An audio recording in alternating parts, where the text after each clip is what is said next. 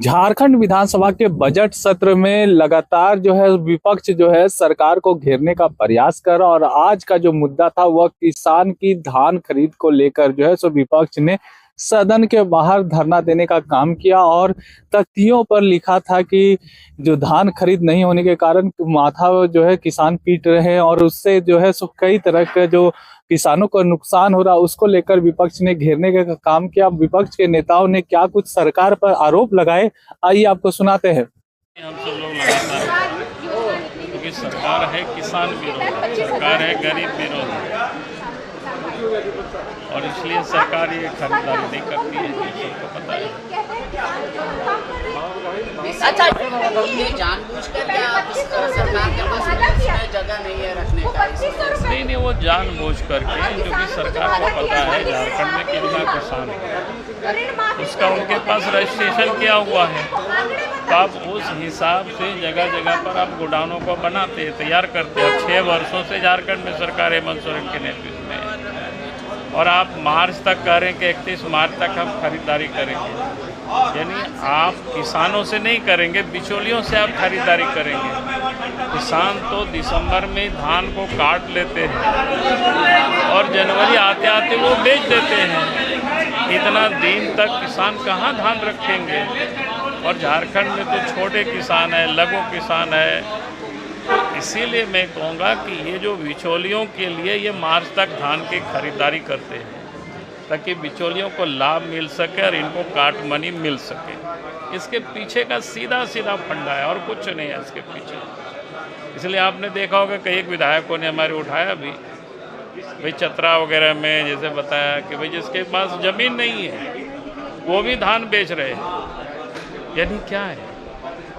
पिछले दिनों मैंने गुमला का ही मामला उठाया था, किस प्रकार से ये जो कंप्यूटर ऑपरेटर और लैम्स और पैक्स सब मिल करके, जिसके पास 1 एकड़ ज़मीन है तो 10 एकड़ कर दिया, 11 एकड़ कर दिया, ताकि अधिक से अधिक धान खरीदा जा सके उनके हाथों, और वो बिचौलियों की तरह किसानों से 1500-1600 रुपया में धान खरीद लेते हैं।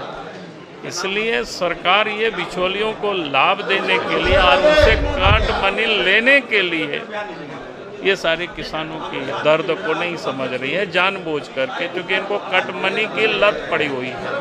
कट मनी कहाँ कहाँ से मिलेगा इसकी वो योजना बनाते हैं। अच्छा, डीजे थे और अभी भी उठाएंगे और आगे भी उठाते रहेंगे।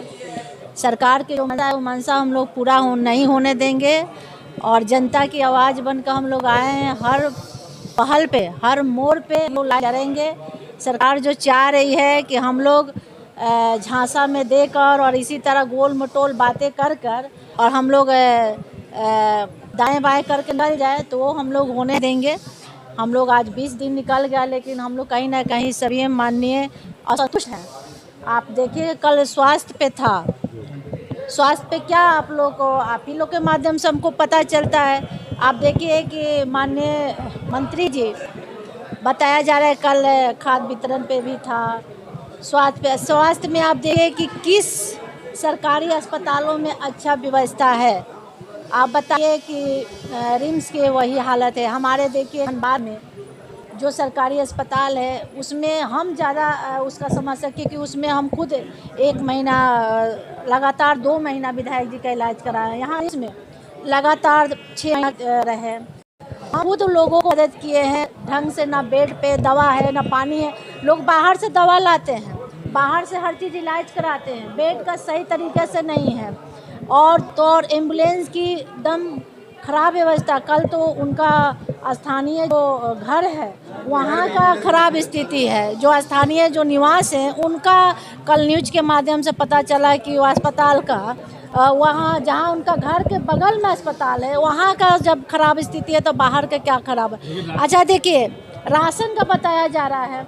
हमारे घर में आसपास के लोगों ने बताया कि इसमें बुक में दर्शाया जा रहा है कि चीनी मिलता है, किरासन तेल मिलता है, चावल मिलता है, दाल मिलता है। चलिए ठीक है, चावल दाल तो समझ में आता है, मिलता है, लेकिन सारे लोग से हमसे नहीं पूछिए, आप जनता से जाकर मिलिए कि आपको राशन में क्या मिलता है तो लोग दो चीज़ बताएंगे, चावल मिलेगा और गेहूं मिलेगा और नमक मिलेगा, लेकिन ना चीनी गुड़ है।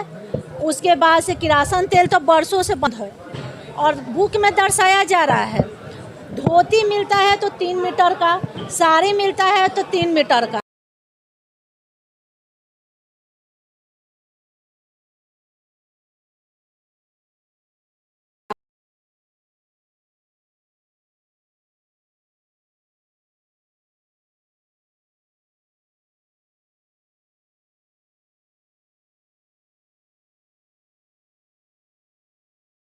ये बहुत ज़्यादा दयनीय है। इन्होंने जो किसानों से वादा किया उसमें भुला दिया इन्होंने, उनके साथ भी धोखा किया। बोला 3200 रुपये प्रति क्विंटल देंगे धान खरीदी पर दे कितना रहे हैं? 2400। और ये 100 तो भारत सरकार ही दे रही है, तो आप 2400 फिर क्यों दे रहे हैं? आपके जो वादे हैं वो तो धरातल पर उतर नहीं रहे हैं। यहाँ पे बड़े बड़े बुकलेट छाप कर ये अपने वादे को प्रचारित और प्रसारित करने का काम कर रहे हैं। तो सरकार को ये देखना चाहिए। और सबसे बड़ी बात, पूर्व मुख्यमंत्री आदरणीय श्री रघुवर दास जी के समय में मुख्यमंत्री आशीर्वाद योजना चलता था, उसे भी बंद कर दिया गया, जिसके माध्यम से जो सूदखोर होते थे उन पर जो है नकेल कसी जा रही थी। 50,000 रुपये प्रत्येक किसान को सालाना दिया जा रहा था, उसे भी इन्होंने बंद कर दिया। तो ये कर क्या रहे हैं हमको समझ नहीं आ रहा है। खाली मैया सम्मान मैया सम्मान मैया सम्मान इतना बोल दिया गया है, इतना बर दिया गया है कि सारी योजनाएं ठप पड़ गई हैं। अच्छा, जल संसाधन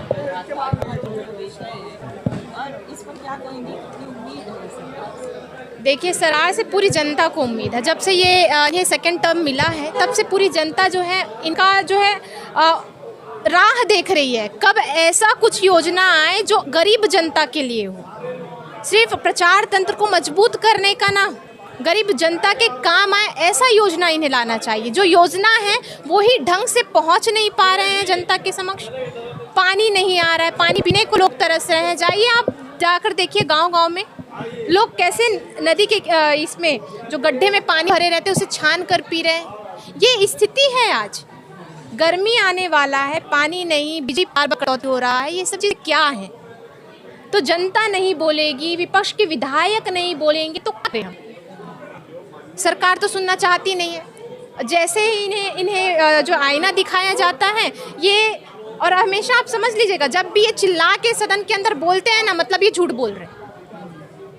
जब भी ये चिल्ला के बोले ना हमने ये किया है, तो आप समझ लीजिए झूठ बोल रहे हैं।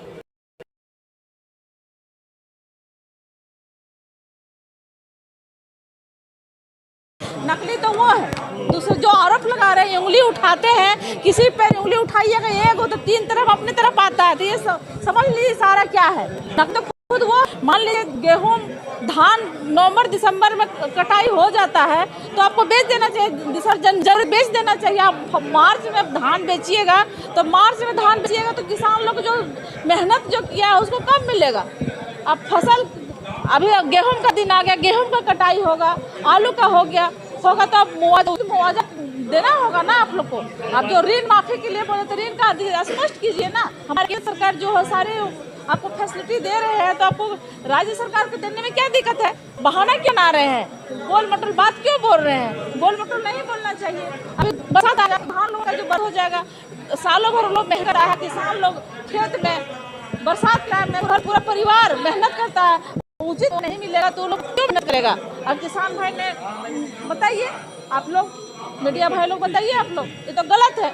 सारा आरोप जो लगाते हैं मंत्री जी कि ये लोग नकली किसान है, नकली किसान है, तो चलिए खेत में दिखा दे।